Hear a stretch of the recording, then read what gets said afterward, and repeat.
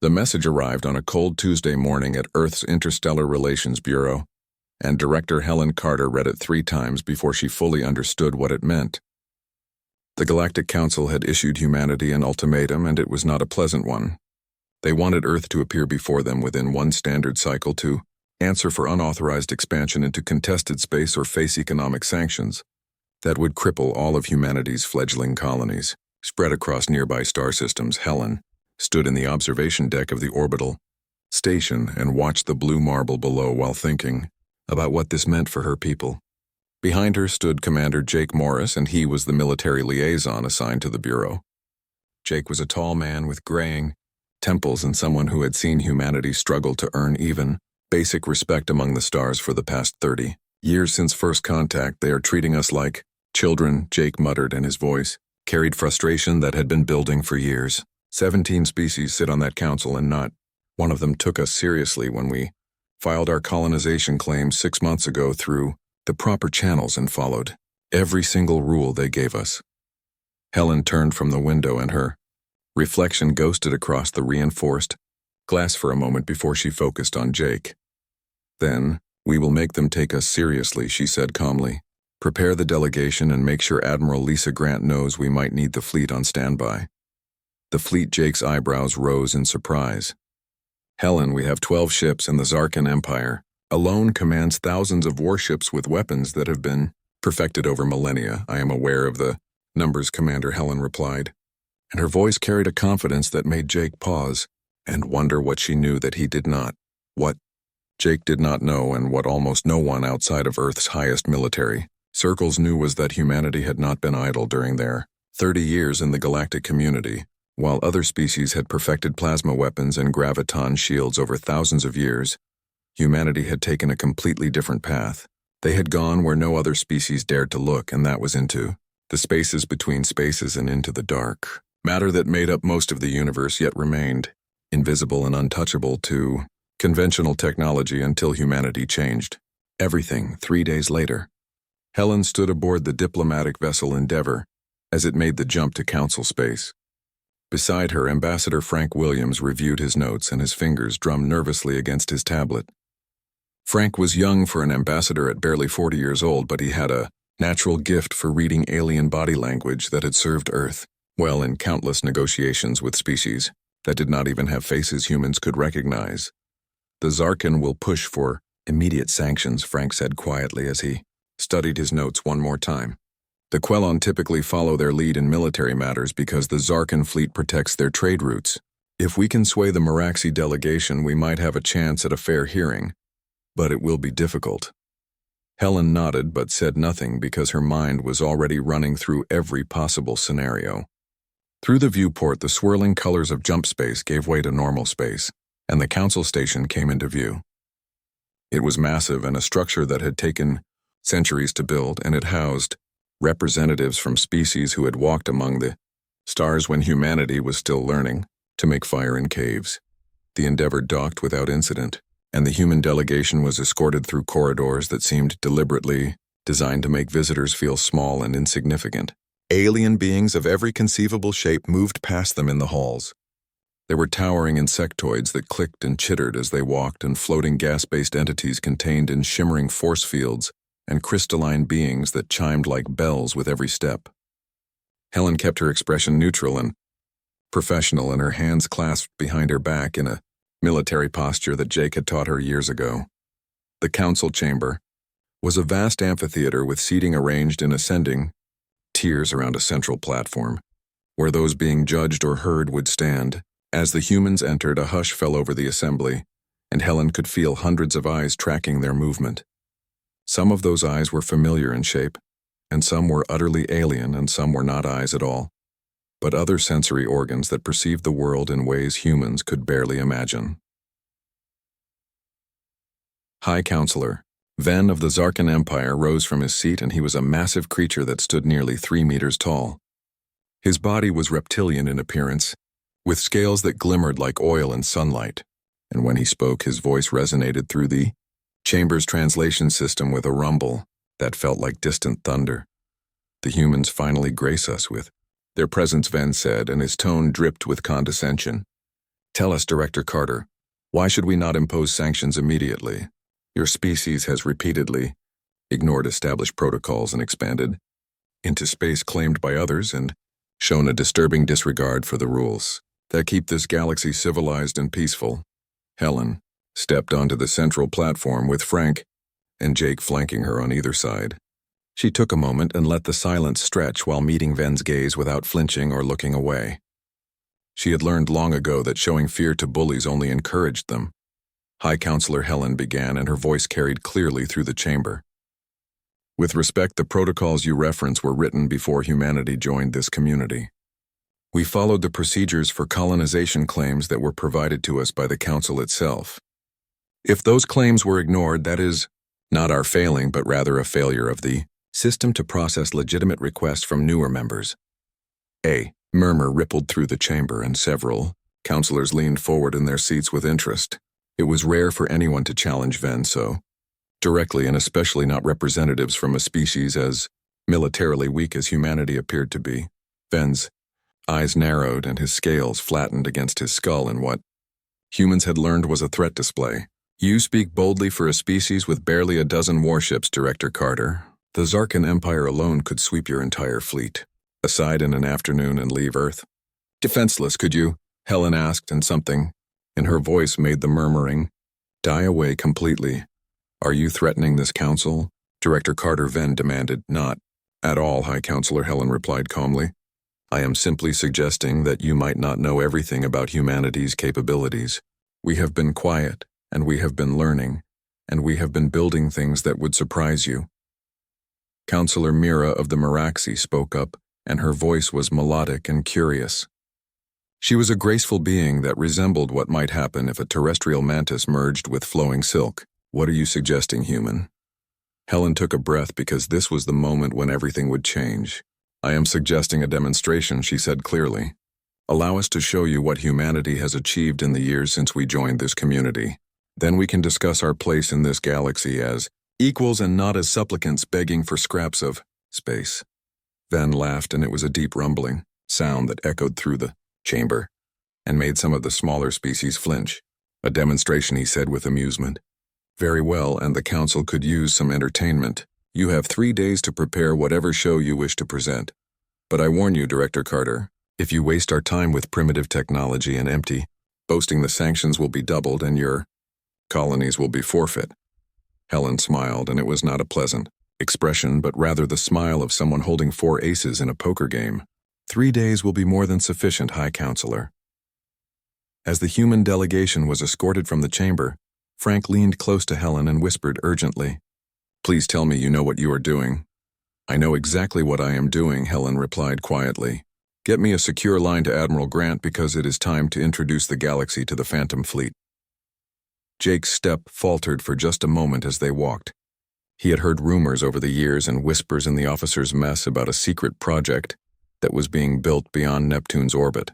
Most people dismissed those rumors as wishful thinking and the kind of stories that circulated when people felt outgunned and outmatched by enemies with superior technology. But now, seeing the absolute confidence in Helen's eyes, Jake wondered if those rumors had been true after all, and if humanity was about to change everything the galaxy thought it knew about human capabilities.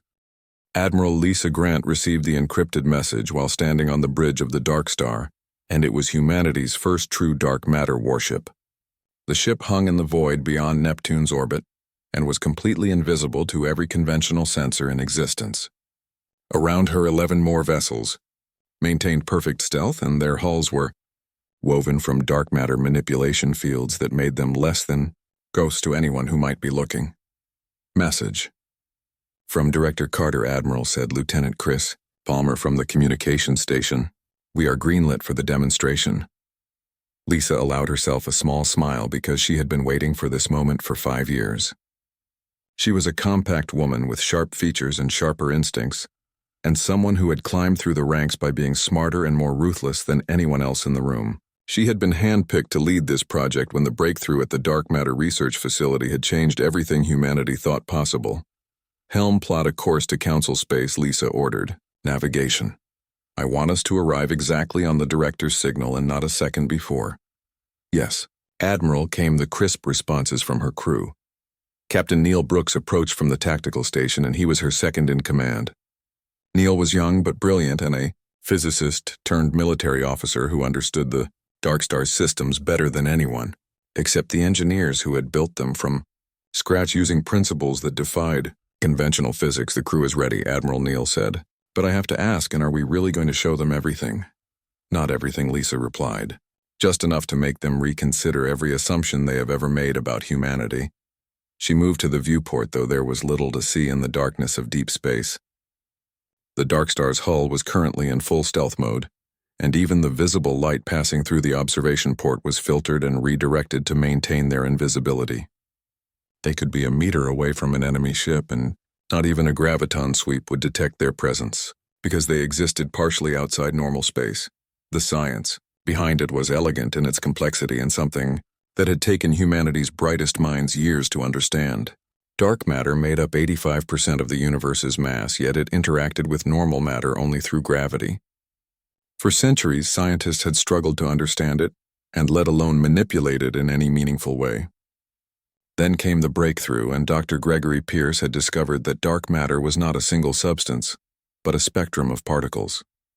Some of those particles could be coaxed into forming stable structures under the right conditions and with the right amount of energy. The implications had been staggering and world-changing. If you could build with dark matter, you could create ships that were functionally invisible to all known detection methods. Weapons that struck without warning and shields that conventional arms passed through harmlessly, like they were not even there. It was technology so far beyond what the Galactic Council possessed that humanity had kept it secret for 5 years while building and testing in the darkness beyond the outer planets, where no one thought to look. "Admiral, we are receiving telemetry from the scout drones near Council Space," reported Lieutenant Amy Foster from the sensor station. "Zarkan fleet movements detected, and it looks like they are positioning for a show of force." "Let them position," Lisa said calmly. "How many ships?" "Tracking 200-plus vessels with various classes," Amy replied. "Dreadnoughts and carriers and destroyer squadrons. They are not hiding it, Admiral, and this is clearly meant to intimidate the human delegation." Neil whistled low. 200 against our 12, and those are ugly odds by any conventional measure." "Good thing we are not conventional," Lisa replied with confidence. "Send a message to the other ships in the fleet. Maintain stealth protocols and we jump in exactly 72 hours. Until then, not even a stray photon leaves our hulls." Over the next 3 days, the Phantom Fleet prepared for what would be the most important military demonstration in human history. Crews ran simulations over and over, and engineers triple-checked the dark matter containment systems. Weapons officers calibrated targeting solutions for scenarios they hoped would remain purely theoretical. The Dark Star itself was a marvel of engineering, and 300 meters long and bristling with weapons that fired dark matter projectiles capable of passing through conventional shields and tearing ships apart from the inside out. But the weapons were only part of the story, and perhaps not even the most important part. The real advantage was in mobility and speed. Dark matter drives could push a ship to speeds that conventional engines could never match. And because the ship's mass existed partially outside normal space, inertia became almost meaningless. They could turn on a moment's notice and accelerate instantly and stop, just as fast without killing the crew from G-forces. On the second day, Lisa called a meeting of her ship captains via secure, quantum-entangled communication. Holograms of 11 other officers appeared around the conference table in her ready room. She recognized each face and had personally selected each one. Captain Diana Murphy of the Nightfall and Commander Stephen Cole of the Eclipse and Captain Patricia Hayes of the Phantom. These were humanity's best and hand-picked and trained in absolute secrecy. "Ladies and gentlemen," Lisa began, "in 36 hours we reveal ourselves to the galaxy. I want to be clear about our rules of engagement. We are not starting a war. We are making a statement. We show them what we can do, and we make our point, and we return home. Weapons hot only if fired upon, and is that understood?" "Understood, Admiral," came the chorus of responses. "Good," Lisa continued. "Diana, your Nightfall will take point position. You will decloak first and right in the middle of their formation. Stephen, your Eclipse and the fast attack wing will cover the flanks. Patricia, your Phantom stays with me in reserve. If this goes wrong, we need ships that can extract the diplomatic team." Diana Murphy was a veteran with ice-blue eyes and a reputation for nerves of steel. "What is the expected response, Admiral?" she asked. Shock hopefully, Lisa replied. Fear possibly, aggression if we are unlucky. The goal is to demonstrate overwhelming capability without firing a shot. We want them to understand that humanity is not weak, but we are also not warmongers looking for conflict. The meeting continued for another hour, and they ran through contingencies and backup plans. When the holograms finally winked out, Lisa was left alone in her ready room. She pulled up a photo on her tablet, and it showed her daughter Katie, who was now 18 years old. Katie thought her mother commanded a boring logistics vessel on the Mars run. After this demonstration, there would be no more secrets and the world would know what humanity had built in the shadows. Lisa hoped Katie would understand why the lies had been necessary. On the morning of the third day, the Phantom Fleet made their final jump. They emerged in the depths of space and still light hours from the Council station, but positioned perfectly for their approach. Through her instruments, Lisa could see the Zarkan fleet, assembled in formation, and it was a wall of steel and plasma meant to remind humanity of their place in the galactic hierarchy. All ships report ready, Admiral Neal said from beside. Heard at time to rendezvous, Lisa asked. 3 hours at full. Stealth speed, Neal replied. The diplomatic team has been notified and Director Carter is ready to give the signal. Lisa settled into her command chair and felt the familiar weight of responsibility. She had trained for this moment and planned for every contingency she could imagine. But there was always uncertainty in military operations, and even demonstrations of force could go wrong in 100 different ways. Take us in, she ordered. And someone get me a coffee because it is going to be a long day. As the Dark Star glided forward through the darkness and invisible and unstoppable, Lisa thought about the galaxy that was about to change forever. For 30 years, humanity had been the newcomers and the primitives and the species to be tolerated, but never truly respected. In a few hours that would end. The Zarkan would learn that humans were not as weak as they assumed. The Council would learn that humanity had been busy while they dismissed human colonization claims. And the galaxy would learn that underestimating humans was a mistake. The silence would fall just as Director Carter had promised, and it would be a silence born of shock and fear and grudging respect. The demonstration grounds were a designated sector of empty space and 2 light minutes from the Council station. Helen Carter stood in the observation gallery of the Endeavour and watched as the assembled fleets took their positions. The Zarkan Armada dominated the viewing screens and 200 warships arranged in a perfect battle formation. Their hulls gleamed with fresh polish and weapons ports were clearly visible even at this distance. They are not even trying to hide their contempt, Frank Williams muttered beside her. The ambassador had been growing increasingly nervous over the past few days, though he hid it well from the alien delegations. This is a power play and pure intimidation. On the primary screen, High Counselor Ven's face appeared and his scales caught the light. Behind him, the other council members had gathered in their observation boxes and arranged by species and diplomatic rank. Helen could see Counselor Mira of the Miraxi and her mandibles clicking in what might have been anticipation or concern. The Quelon delegate was a being of pure energy, contained in a crystalline matrix and pulsed with colors that the translation software labeled as interested. Curiosity, Director Carter Venn rumbled, and his voice carried the weight of assumed superiority. The Council has assembled, and we have granted you this demonstration as requested. You have 1 standard hour. Show us these mysterious capabilities you claim to possess or prepare to face the consequences of wasting our time. Helen glanced at the chronometer, and it was right on schedule. She tapped her communicator. Admiral Grant, you are cleared for approach and give them something to remember. 3 light minutes away, Lisa Grant smiled.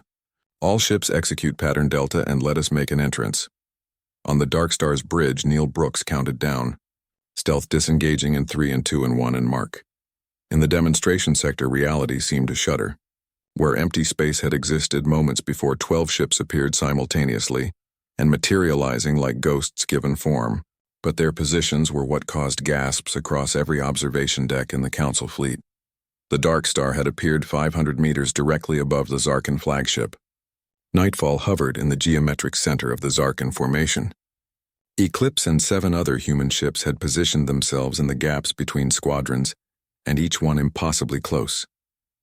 Each one was in a firing position that would have been suicide to reach through conventional means, and not one alarm had sounded. Not one sensor had detected their approach. For 5 full seconds, there was absolute silence across all communication channels. The Zarkan fleet had been perfectly arrayed and confidently positioned, but had been infiltrated so completely that human ships now sat in positions to destroy command vessels and squadron leaders before a single shot could be fired in response.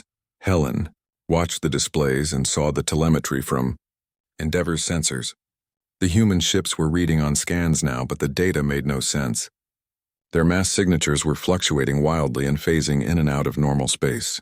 Energy readings were off the charts, yet no conventional power source could be identified. The ships themselves seemed to be built from something that existed only partially in real space. High Counselor Ven's face had gone rigid and his scales flattened against his skull in a reflexive threat display. "How did you?" he started but could not finish the question. "Dark matter manipulation," Helen said calmly into the communication channel, and her voice carrying to every ship and every council member. "While the galaxy has refined the same technologies for thousands of years, humanity looked elsewhere. We learned to touch what others considered untouchable, to build with the invisible substance that makes up most of the universe." On the Dark Star, Lisa opened a wideband channel. "Council members, this is Admiral Lisa Grant of Earth's Phantom Fleet. We mean no hostility. This is merely a demonstration of humanity's current capabilities. Our ships can move through your formations undetected. Our weapons can strike without warning. Our shields render conventional attacks meaningless. To punctuate the point, the Dark Star's weapon systems came online. Dark matter cannons deployed along her hull, and each one capable of firing projectiles that existed partially outside normal space. The targeting arrays locked onto the Zarkan flagship, and every weapons officer on that massive vessel would see the lock warnings. They would know that they were dead if the humans chose to fire, but Lisa kept her finger away from the trigger. This was about respect and not conquest. Commander Vec of the Zarkan flagship opened a channel, and his voice was tight with barely controlled fury. "This is an act of war, and you have violated every protocol of military engagement. Have we?" Helen countered from the Endeavor. "We were told to demonstrate our capabilities. We have done so without firing a shot and without causing any damage. If the Zarkan Empire considers a peaceful demonstration an act of war, perhaps the Council should reconsider who the real aggressor is." Counselor Mira's voice cut through the tension and melodic and thoughtful. "Humanity has made its point effectively. Admiral Grant, can your vessels move without being detected even while we are actively looking for you?" Lisa glanced at Neil and he nodded. "Watch closely, Counselor." The Dark Star engaged its dark matter drive. To the watching fleets, the ship simply vanished and disappearing from sight and sensor simultaneously. 5 seconds later, it reappeared 10,000 kilometers away and then vanished again. When it materialized for the third time, it was back in its original position, above the Zarkan flagship and having circled the entire demonstration sector faster than any conventional ship could have followed. Around the sector, the other 11 ships of the Phantom Fleet performed similar maneuvers. They phased in and out of visibility and moved at impossible angles and executed turns that should have subjected their crews to lethal G-forces. The Eclipse dropped into full stealth mode and reappeared inside the Council Station's defensive perimeter. That move sent security forces scrambling and made several Council members recoil in alarm. As you can see, Helen continued, and her voice steady, despite the chaos on the displays. "Humanity's fleet is not constrained by conventional physics. We can be anywhere. We can strike from nowhere. And you never saw us coming." The silence that followed was profound. On the Council's observation platform, species that had dominated the galaxy for millennia stared at the displays with expressions ranging from shock to fear to, in a few cases, respect. High Counselor Ven was no longer looking imperious. His scaled hands gripped the arms of his seat, and when he spoke, some of the bluster had drained from his voice. "This technology should not be possible. Dark matter has been studied for thousands of years by the finest minds in the galaxy. None have achieved more than theoretical models. Human minds approach the problem differently," Helen replied. "We are good at finding unconventional solutions.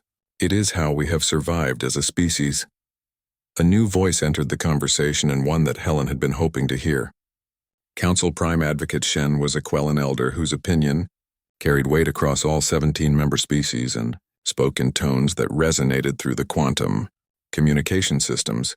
"Humanity has proven its capability beyond question. The question now becomes, what does Earth intend to do with such power?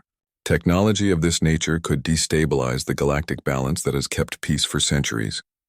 This was the moment Helen had been preparing for. She straightened and looked directly into the camera that would project her image to every council member. Council Prime Advocate Earth seeks only what we have always sought, and to be treated as equals. We do not want war. We do not want domination. We want our colonization claims respected. We want a voice in the decisions that affect our species. And we want to contribute to galactic society as partners and not subordinates. You could demand much more, Counselor Mira observed. With ships like these, you could carve out an empire. We could, Helen agreed. But that is not who we are. Humans learned long ago that empires built on fear and force eventually crumble. We are offering something better in cooperation and mutual respect and the sharing of technologies that could benefit all species. Neil Brooks listened from the dark stars bridge and shook his head in admiration. She is offering to share the dark matter technology. That is either brilliant or insane. Both, Lisa replied quietly. But it is the right move. If we hoard this technology, we become a threat. If we share it, we become indispensable. High Counselor Venn had been silent for nearly a minute and clearly struggling with the new reality. When he finally spoke, his voice had lost its edge of superiority. The Council will need time to discuss these developments. Of course, Helen said graciously.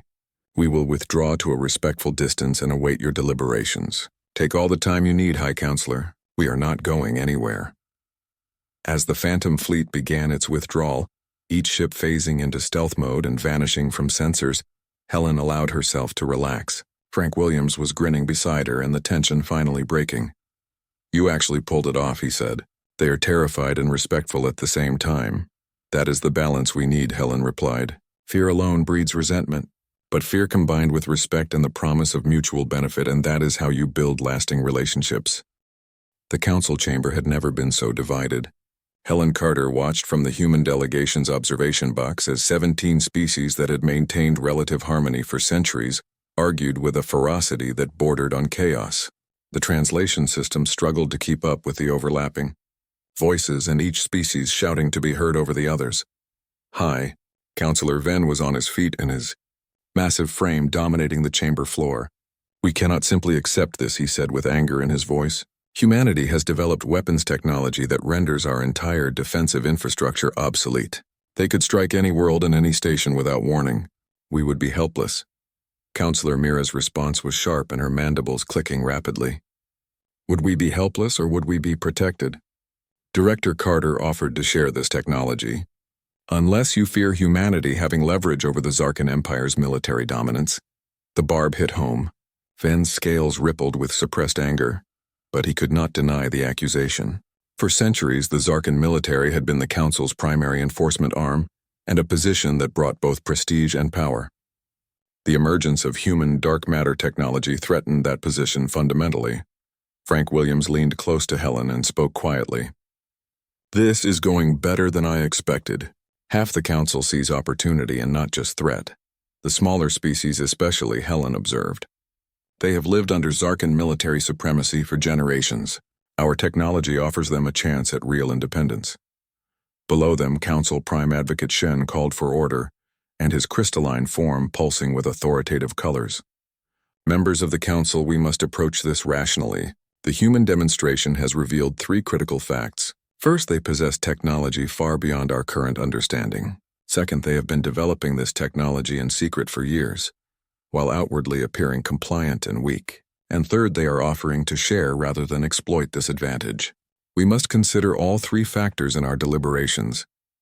Counselor Wrath of the Dorvani spoke up, and he was from a species of small, quick beings who had long been relegated to minor roles in galactic politics. With respect, Prime Advocate, there is a 4th factor we must consider. If humanity can achieve such breakthroughs with dark matter, what else might they accomplish? We have treated them as primitives and as newcomers who should be grateful for whatever scraps we allow them. Perhaps we were wrong. Perhaps we were blind, added Counselor Kess of the Toraman. I have reviewed humanity's applications for colony space. They were thorough and properly documented and submitted through correct channels. We ignored them not because they were invalid, but because we did not take humans seriously. That was our error and not theirs. Helen felt a flicker of hope. The narrative was shifting. What had begun as accusations against humanity was transforming into a critical examination of the Council's own behavior. But Ven was not ready to concede.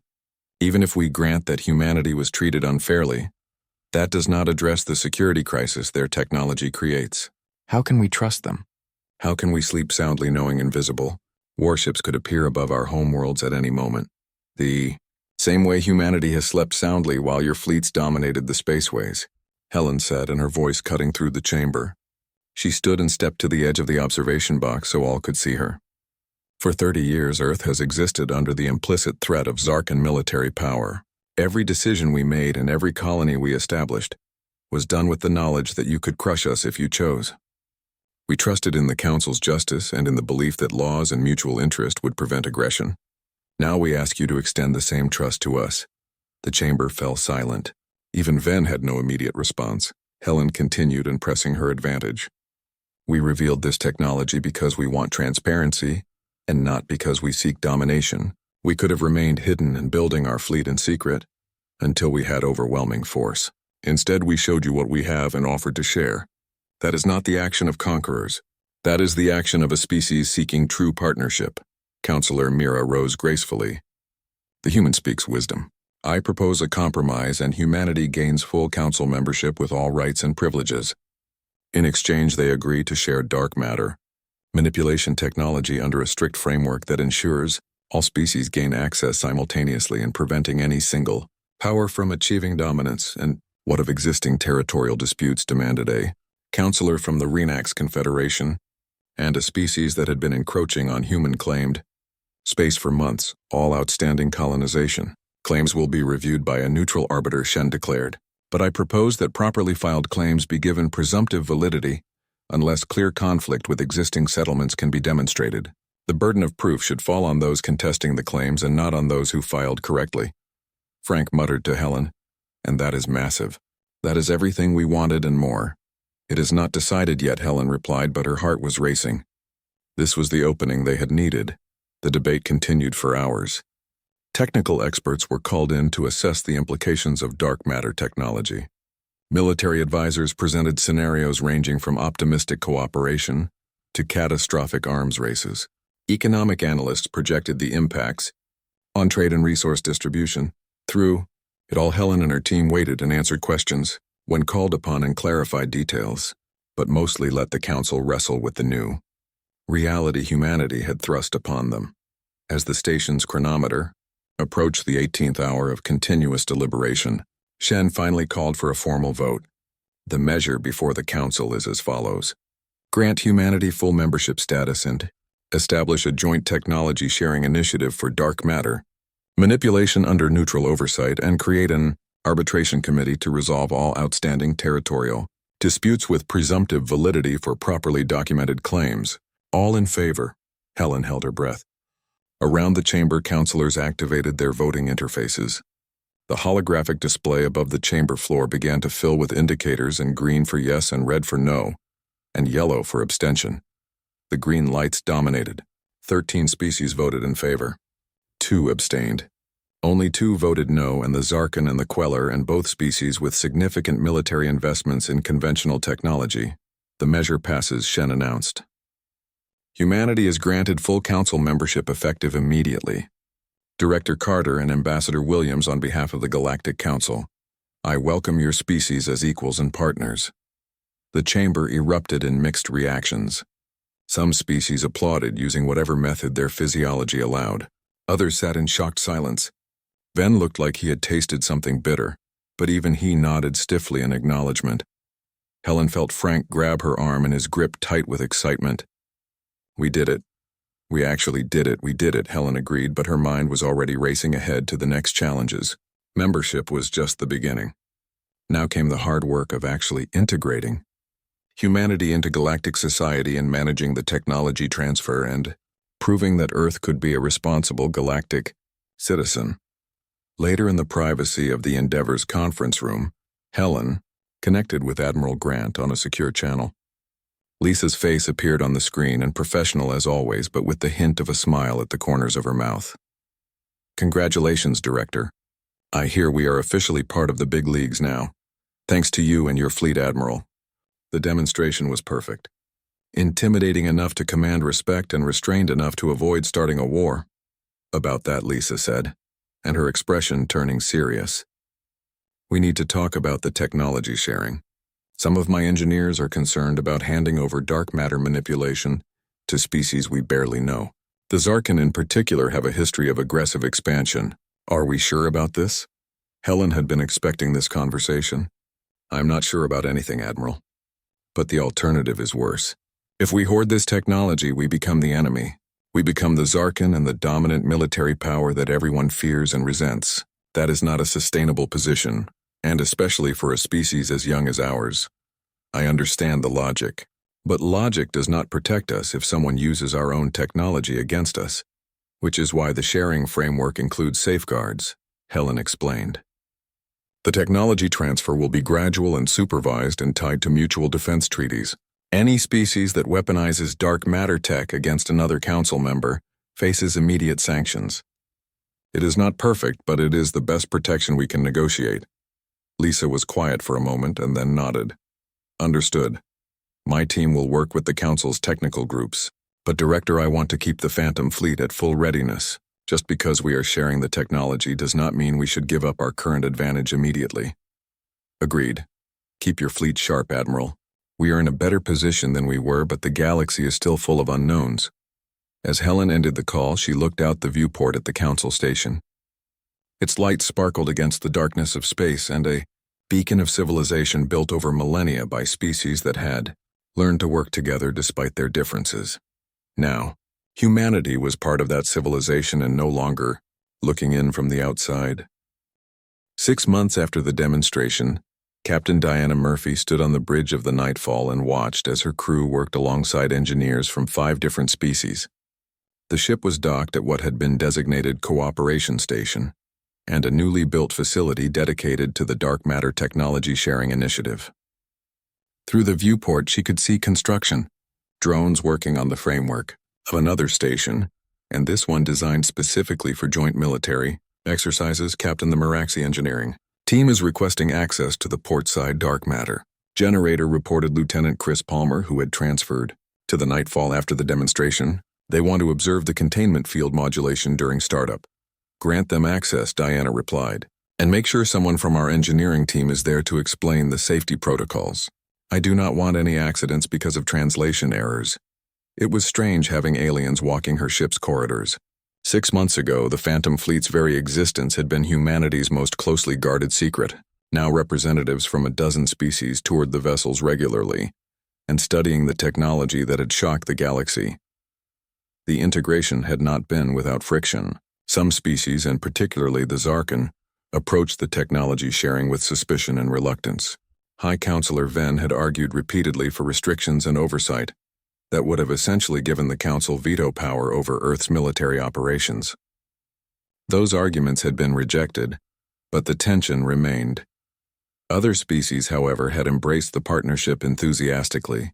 The Maraxi, with their natural aptitude for energy manipulation, had made rapid progress in understanding dark matter principles. The Dorvani, despite their small size, had proven to be excellent engineers with creative solutions to containment problems that had stumped human scientists. Diana's communicator chimed. Captain Murphy, this is Director Carter. Do you have a moment? Of course, Director. Should I take this in my ready room? No need for privacy. I just wanted to give you a heads up. The first joint dark matter vessel is about to complete its shakedown cruise. The Council is calling it the Unity, and they want representatives from Earth to be present at the commissioning ceremony. Diana felt a complex mix of emotions. Pride that humanity's technology was helping to create something new, concern that sharing their advantages would eventually put Earth at risk. Hope that maybe, just maybe, this would lead to real peace. Who are they sending from our side? Diana asked. Admiral Grant will be there along with Ambassador Williams and myself, but we want one of the Phantom Fleet captains present as well, someone who can speak to the technical aspects and represent the military perspective. I am asking you, Diana. I would be honored, Director. Good. The ceremony is in 2 weeks at Council Prime Station. And Diana, wear your dress uniform. This is going to be a big deal. After the call ended, Diana took a moment to look at her ship. The Nightfall was scarred now, and not from battle, but from the rigorous testing and demonstration runs she had conducted over the past months. Her crew had trained dozens of alien officers in the basics of dark matter navigation. Her engineers had answered thousands of questions and explained countless technical details. It was exhausting, but it was also necessary. This was the price of membership and the cost of respect. Earth life had changed dramatically since the revelation of the Phantom Fleet. Helen Carter had returned home to a hero's welcome, but also to intense scrutiny. Congressional committees wanted to know how such a massive military project had been kept secret. Media outlets debated whether the secrecy had been justified. Citizens worried about the militarization of space even as they celebrated humanity's new status in the galaxy.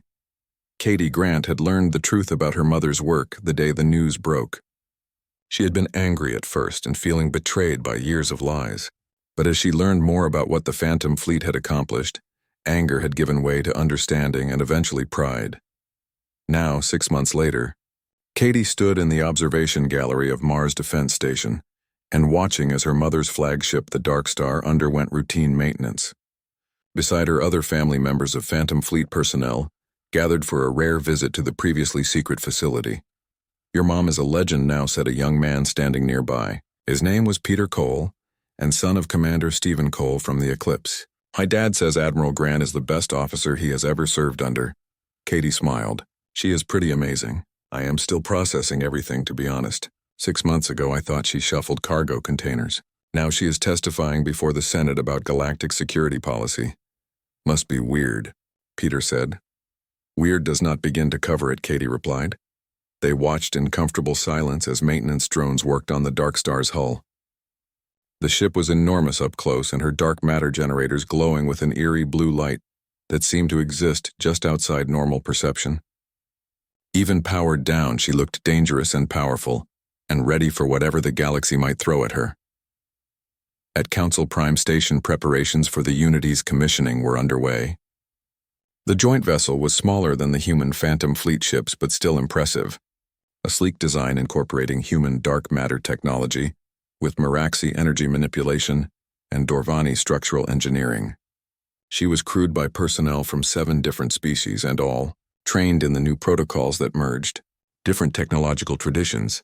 Ambassador Frank Williams walked the Unity's corridors with Council Prime Advocate Shen and discussing the ceremony and what it represented. "This vessel is a symbol," Shen said, and his crystalline form refracting the corridor, lights into rainbow patterns. A demonstration that what humanity offered was not just technology, but possibility. The possibility of cooperation beyond traditional boundaries. "I hope the symbol lives up to its promise," Frank replied. "There are still voices on Earth and elsewhere calling this naive, arguing that we have given away our only advantage. They may be right," Shen acknowledged. "Or they may be wrong. The future is never certain, Ambassador. But I choose to believe that cooperation offers more lasting security than domination. Your species has given the galaxy a chance to prove that belief correct." On the day of the commissioning, the great and powerful of the galactic community assembled. Helen Carter stood in her formal diplomatic attire, and watching as species that had been at each other's throats for centuries mingled and talked. Admiral Lisa Grant in her Navy dress uniform with the new medals that recognized her role in changing galactic history stood at attention, with the other military representatives. Captain Diana Murphy, also in dress uniform, found herself standing near High Counselor Venn. The massive Zarkin studied her with eyes that held a mix of respect and wariness. "Captain Murphy," he rumbled, "your Nightfall performed admirably during the demonstration. A fine vessel, thank you, High Counselor. She has served us well."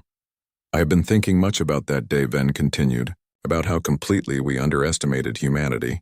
It was humbling." Diana chose her words carefully. "We all make assumptions, High Counselor. The question is what we do after we realize our assumptions were wrong." Venn's scales rippled in what might have been amusement. Wise words from one so young. Perhaps there is hope for this great experiment after all. The ceremony began with traditional honors from a dozen different cultures. Then Council Prime Advocate Shen stepped forward, and his voice resonating through the gathered crowd. "Today we commission the Unity, and the first vessel born from shared knowledge and shared purpose. She represents our highest aspirations. That species from distant worlds with different histories and different natures can work together to create something greater than any of us could achieve alone.